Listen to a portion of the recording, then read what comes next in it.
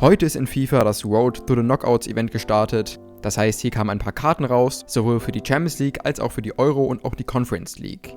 Die Karten können sich jetzt im Verlauf der Gruppenphase noch weiter upgraden, mehr dazu gleich. Hier kam natürlich auch eine neue SBC raus, und zwar zu Kulusevski.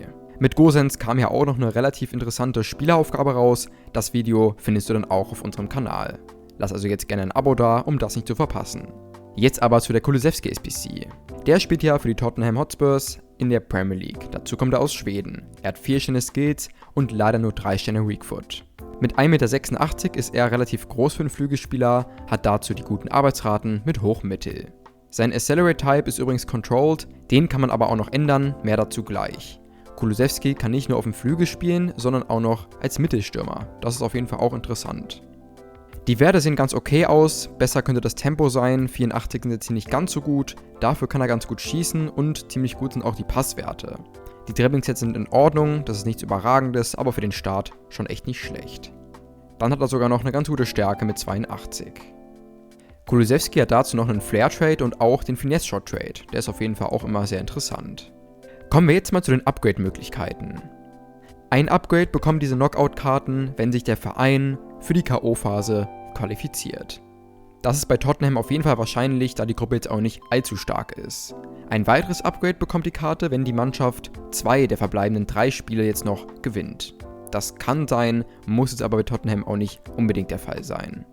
Aber hier winkt auf jeden Fall noch mindestens ein Upgrade für diese Karte. Das ist auf jeden Fall nicht schlecht. Kommen wir mal zum Chemistry-Style.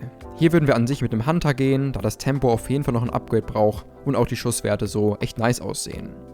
Alternativ kann man aber auch mit dem Architect gehen, um eben den Accelerate-Type auf Lengthy zu bekommen. Das ist halt nur für die Next-Gen-Spieler interessant. In der Offensive gibt es ein paar Karten von Spurs, mit denen du Kulusevski einbauen kannst. Ansonsten gibt es hier nicht ganz so viele starke Karten, genau wie von Schweden. Hier gibt es bisher eigentlich kaum eine gute Karte. Wenn dir das Video bisher gefällt, dann lass doch jetzt gerne mal ein Like da, so kannst du uns auf jeden Fall unterstützen. Für diese SBC muss man leider echt einiges abgeben. Ein 84er, 85er und ein 86er Team. Damit kostet die SBC ungefähr 160.000. Das ist echt ganz schön krass. Kulusevski läuft übrigens in der Woche aus, also ungefähr am 14. Oktober. Schauen wir uns mal Alternativen an. Hier kam ja gestern schon Sterling als Want-to-Watch SBC raus. Der kostet ungefähr gleich viel und kann sich in Zukunft auch noch weiter upgraden. Hier finden wir die Werte, vor allem was Tempo und Dribbling angeht, nochmal stärker. Dann gibt es Ljungberg als Hero, der kostet 115.000, der kann auch im RM spielen und sieht nicht unbedingt schlechter aus. Dann haben wir auch noch Sterlings normale Goldkarte, die kostet mittlerweile nur noch 40.000, der ist halt seit gestern stark gedroppt, deshalb ist der hier eine günstige Alternative. Die Community-Meinungen auf Futbin sowie bei unserem Server auf Discord geht hier klar Richtung Lassen, vor allem weil die SBC einfach zu teuer ist. Sollte man die SBC also eher machen oder lassen? Die Karte ist auf jeden Fall nicht schlecht und durch die Premier League kann man ihn auch ganz gut einbauen. Auch noch nice an der Karte ist, dass man ihn nicht nur außen, sondern auch im Mittelsturm spielen kann. Mit den Werten sehen wir ihn übrigens auch eher als Stürmer.